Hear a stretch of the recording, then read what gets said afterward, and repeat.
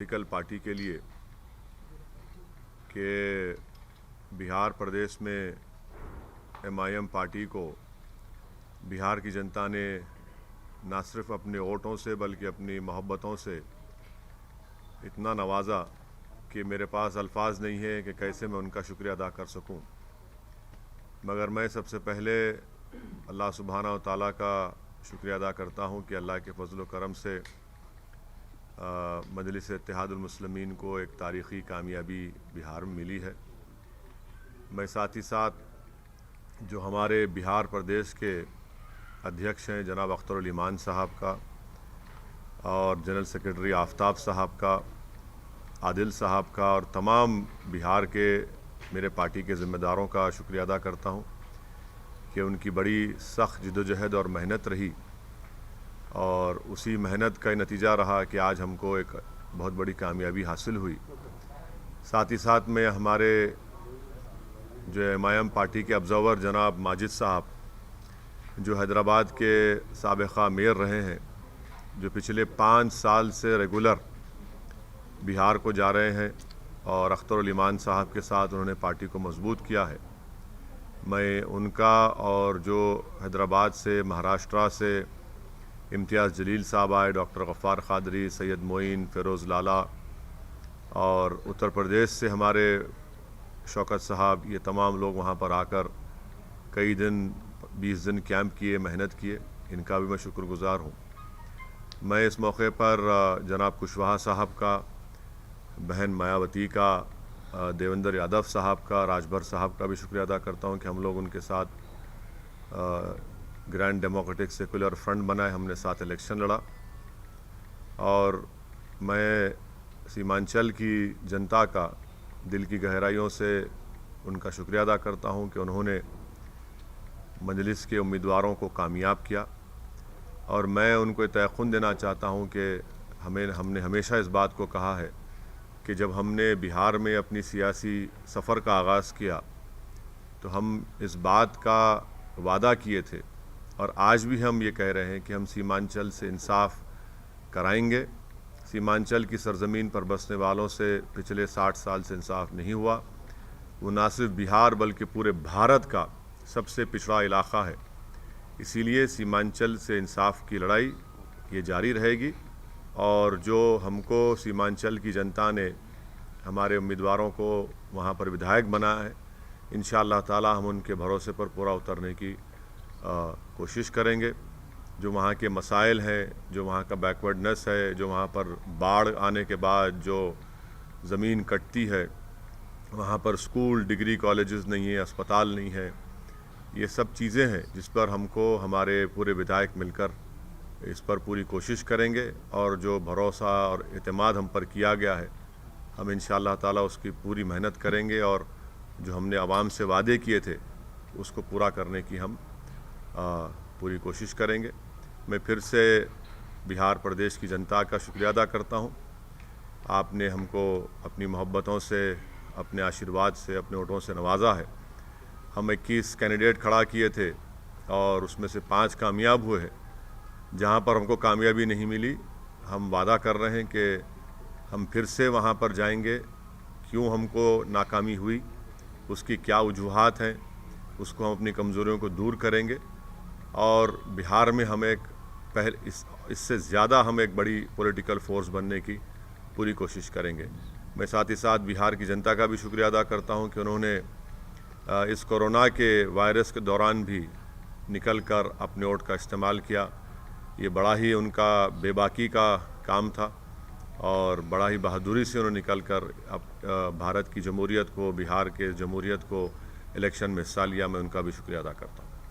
Sir, आपकी एक seat थी जिससे आपने बिहार में आमद की थी अपनी, उस सीट को, किशनगंज की सीट को आप हार गए, क्या कहेंगे? मैंने जैसा कहा अभी कि यकीनन कोई ना कोई कमज़ोरी होगी, ख़ामी होगी जिसकी वजह से हमने वहाँ की आवाम का एतमाद हासिल नहीं कर सके।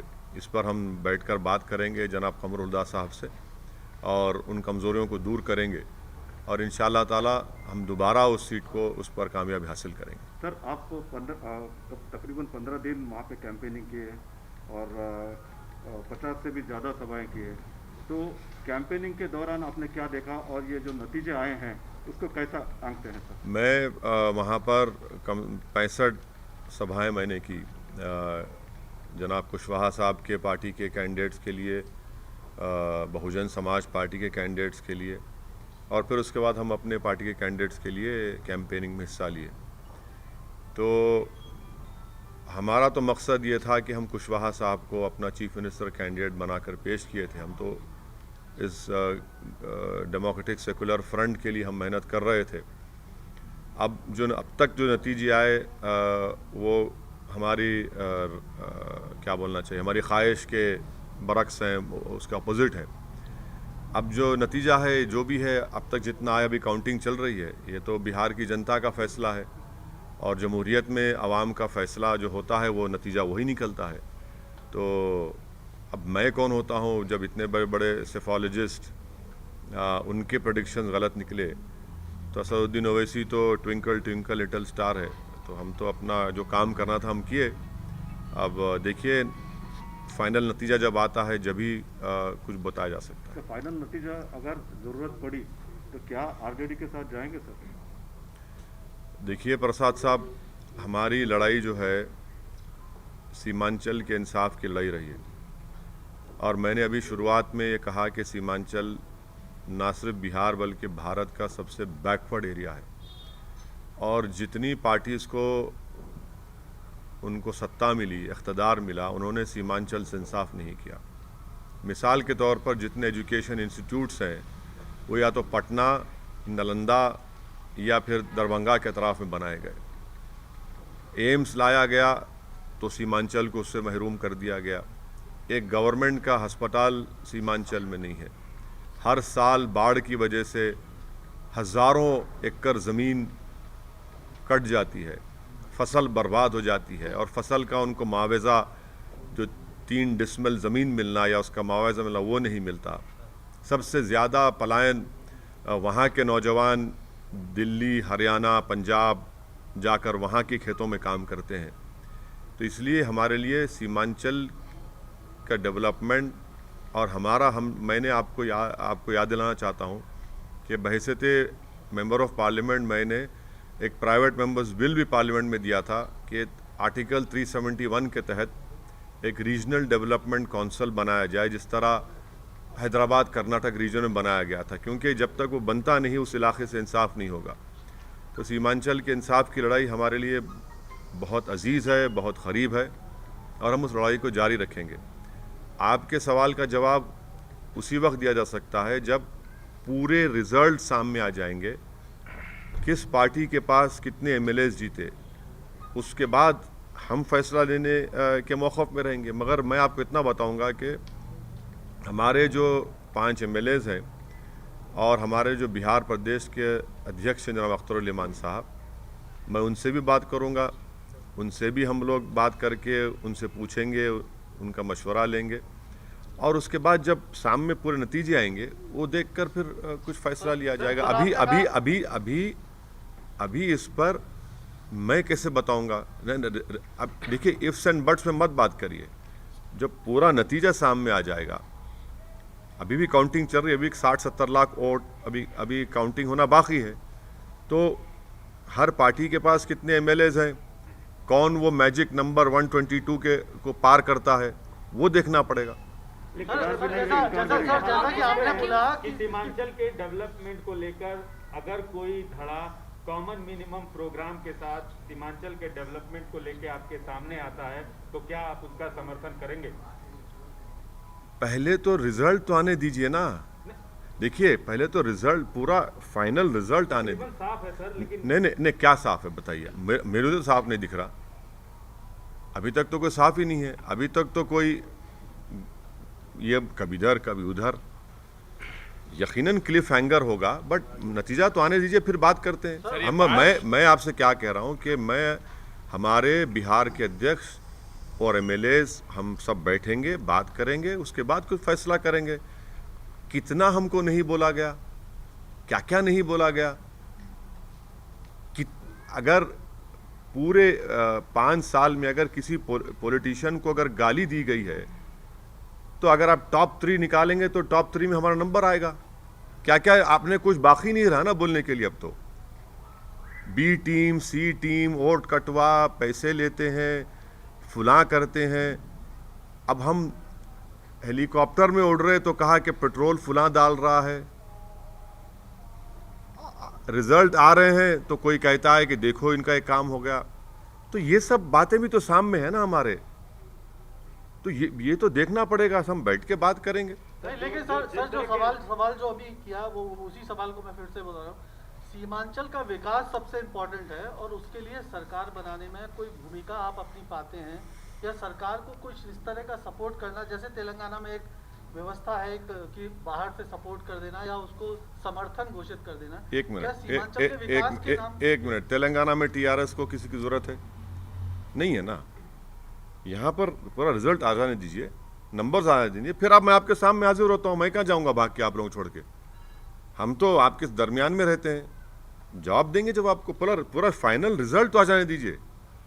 फाइनल रिजल्ट आने दीजिए, फिर हम बताएंगे आपको। सरकार बनाने की भूमिका से अभी आप बाहर नहीं है। नहीं, अरे देखिए ना कि रिजल्ट जब आएगा जब तो हम आपके सवाल का जवाब दे पाएंगे। आप इस पोजीशन में मुझे बोलेंगे स्पेकुलेट करो, मैं क्यों स्पेकुलेट करूंगा? मैं तो आपके सामने जब फाइनल रिजल्ट आ जाएगा आपको भी अंदाजा होगा, मुझे भी अंदाजा होगा, तब फैसला करेंगे। सर, आपका मकसद हमेशा बीजेपी को रोकना रहा है और आप उसके लिए एड़ी चोटी किए रहते हैं। लेकिन चलिए, आपका शुक्रिया बहुत बहुत, कम से कम आप तो समझे। लेकिन आप समझ गए, बहुत बड़ी बात है। सवाल पूरा सुन लीजिए सर। आपने चुनाव लड़ा, 5 सीटें जीते आप, जहां आरजेडी जीतती रही है। आपको नहीं लगता कि बीजेपी को रोकने के लिए आप उनके साथ हाथ मिला सकते थे? एक तरह से जिन ताकतों को रोकने के लिए आप काम करते रहे उन्हीं को इनडायरेक्टली मदद कर दिया आपने। अभी वही बोला जा रहा है सर, आपके साथ इंडिपेंडेंट एमएलए को लेके बनाने की बात हो रही है। देखिए, मध्य प्रदेश में तो मैं नहीं लड़ा।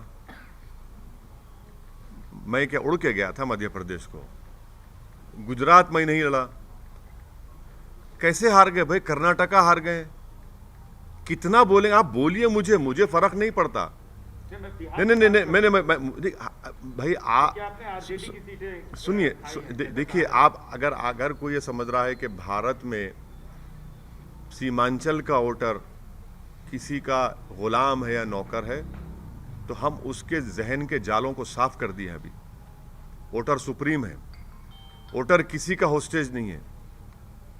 जो किसी को पसंद करेगा उसको वोट देगा। अगर कोई ये कहता है कि तुम क्यों लड़े, अरे मैं लड़ूंगा भाई, बंगाल लड़ूंगा, यूपी लड़ूंगा, भारत का हर इलेक्शन लड़ूंगा। मुझे क्या पूछना पड़ेगा किसी से मैं लड़ूं या ना लड़ूं? मैं इसलिए लड़ूंगा क्योंकि मुझे डेमोक्रेसी में भरोसा है।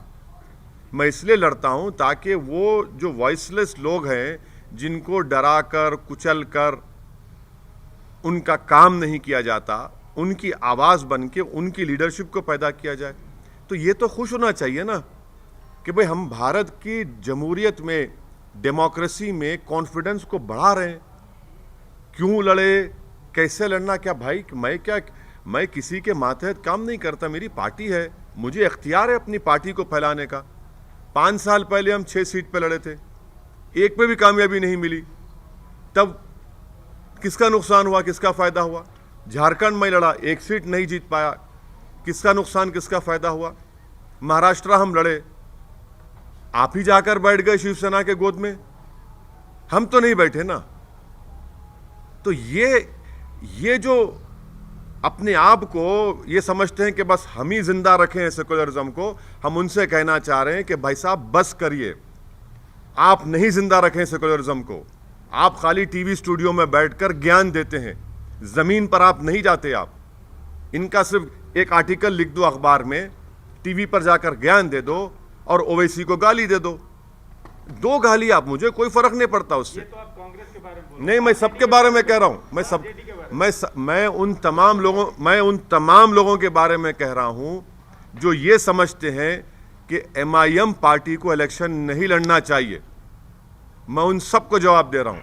सर, बहुजन समाज पार्टी और उपेंद्र कुशवाहा के साथ मिलकर आप चुनाव लड़े। दलित वोट और ये कुशवाहा वोट या पिछड़ा वर्ग का वोट, इसने आपकी जीत में कितना अहम रोल अदा किया? नंबर 1 सुनिए, पहले नंबर 1 के सवाल, आपके सवाल मैं तो शुक्रिया अदा किया ना। मैं तो जनाब कुशवाहा साहब का, बहन मायावती का, जनाब राजभर साहब का, देवेंद्र यादव साहब का शुक्रिया अदा किया। बिहार की जनता के साथ मैं तो शुक्रिया अदा किया उनको।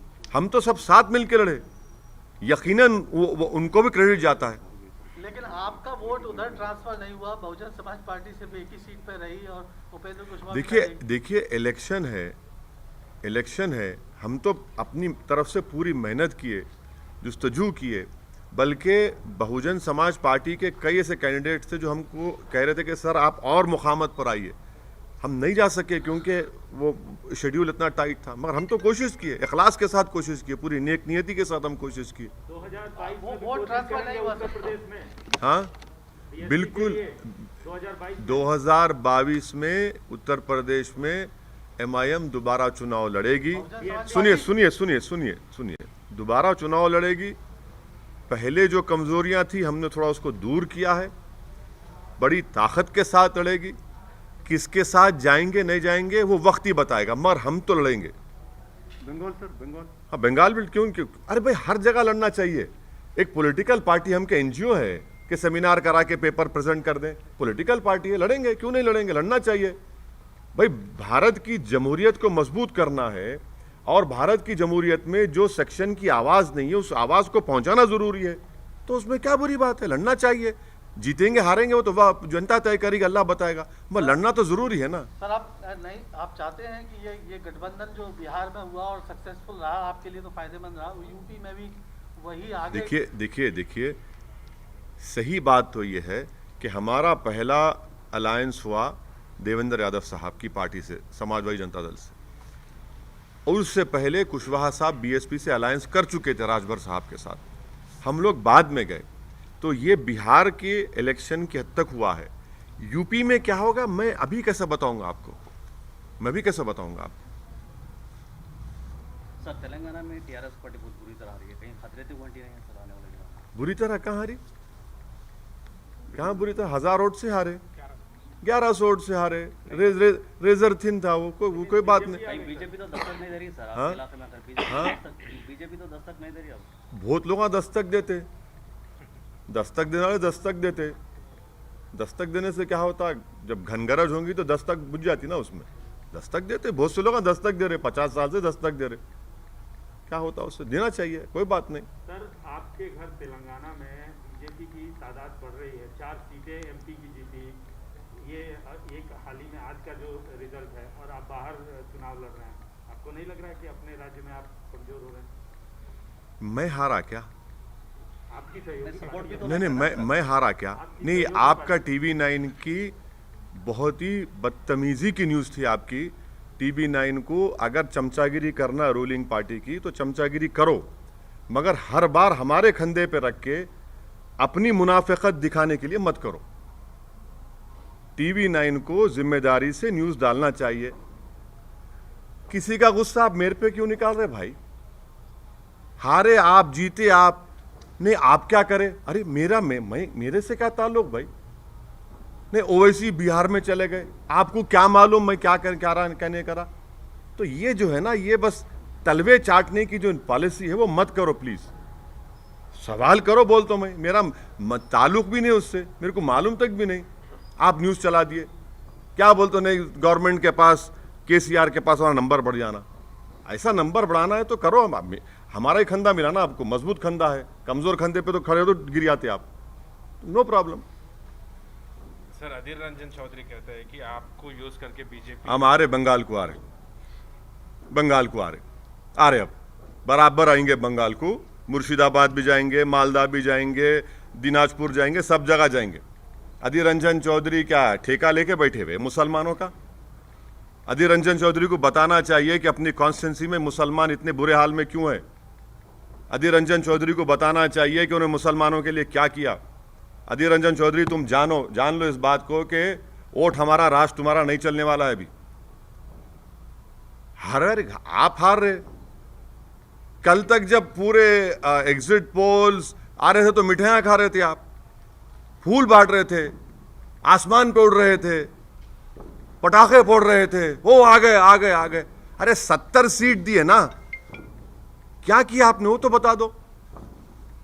क्या क्या मैंने मैं आपको एक वाकया शेयर कर रहा हूं। जब ये आखिरी दिन का कैंपेन ख़त्म हुआ 5 तारीख को, तो मेरी मीटिंग थी कोचादामन में। मैं कोचादामन से मीटिंग ख़त्म करके जा रहा था, तो इस हमारी विक्ट्री में बता रहा हूं आपको, बहुत बड़ा रोल महिलाओं का रहा है। मैं अपनी लाइफ में इतनी पब्लिक मीटिंग्स किया हूं, मगर एक एक पब्लिक मीटिंग में इतनी बड़ी तादाद में महिला आते थे कि गैर मामूली, और यकीनन मैं कह रहा हूं कि उनका बहुत बड़ा रोल रहा। जब मैं लास्ट मीटिंग करके जा रहा था तो मेरे को उन महिलाओं ने रोका कि सेल्फी लेना है।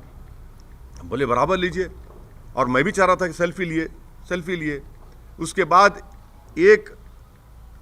एक महिला ने मुझसे कहा कि वैसी तुम्हारे बारे में बहुत अनाप शनाप बोल रहे हैं ये लोग, इनको 7 तारीख को हम बताएंगे, और तुम देखना जब वो डब्बा खुलेगा इसका जवाब हम दे देंगे। देख लीजिए आप, बागडोरा एयरपोर्ट पर मैं गया, मेरे को रोककर वहां पे महिलाओं ने कहा कि हम दिल्ली जा रहे हैं मगर वापस आएंगे, बड़ा अनाप शनाप तुम्हारे बारे में इन्होंने कहा है। आप बोलते जाइए, मेरे को फर्क पड़ने वाला नहीं है, मैं रुकने वाला नहीं हूं। मैं पहले भी कह चुका हूं कि आप जितना बोल सकते बोलिए, मैं आपका जवाब नहीं दूंगा, जनता जवाब देगी, खुदरत जवाब देगी। मेरी मौत मेरे को रोक सकती। ये क्या बात है? आप जो कोई बात है, बोले जा रहे हैं, जो मुंह में आया बोलते हैं, तो कुछ तो रुकना चाहिए ना। सर, ये गठबंधन का जो फॉर्मूला है, बिहार में बहुत अच्छा काम किया, बंगाल में भी इस तरह की संभावनाएं तलाशने के लिए क्या आप कोशिश करेंगे, और कौन कौन से ऐसे पार्टी आप समझते हैं जो आपकी विचारधारा से मेल खाती हैं और जिनसे कुछ? तिवारी साहब, हमको तो कोई हाथ लगाने तैयार नहीं है ना। ऐसा लगता है कि इसको हाथ लगाओ तो 550 केवी का शॉट लग जाएगा। हम करेंगे, मेहनत करेंगे, कोशिश करेंगे, हमारा काम कोशिश करना है, लड़ना हमारा काम है, देखेंगे आगे क्या होता है। गठबंधन की कोशिश? अरे भाई, इलेक्शन जीतने के लिए जो भी डेमोक्रेटिक उसूल हैं उसको अपनाएंगे। ओके सर, शुक्रिया, thank you very much. ABP news आपको रखे आगे।